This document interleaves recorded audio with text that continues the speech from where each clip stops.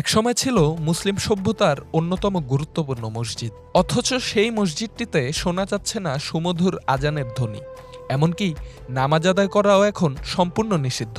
বলছি স্পেনের কার্ডোবা মসজিদের কথা। 1884 সালে ইউনেস্কোর বিশ্ব ঐতিহ্যের স্বীকৃতি পেয়েছিল প্রাচীন ও ঐতিহাসিক এই মসজিদটি।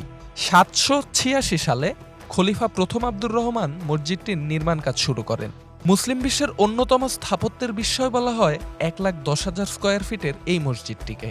কিন্তু 1236 সালে মুসলমানদের পতনের পর কার্ডোবা মসজিদটি দখল করে গির্জায় রূপান্তরিত করে খ্রিস্টানরা। একই সাথে টানা 700 বছরের বেশি সময়ের ইবাদতের স্থানটিতে নিষিদ্ধ করা হয় আজান দেয়া ও নামাজ আদায়। মসজিদটি পরিদর্শনে আসা প্রতিটি মুসলমানের হৃদয়ে এখন একটাই স্বপ্ন, একদিন আবারও এখানে ধ্বনিত হবে সেই চিরচেনা আজানের ধ্বনি।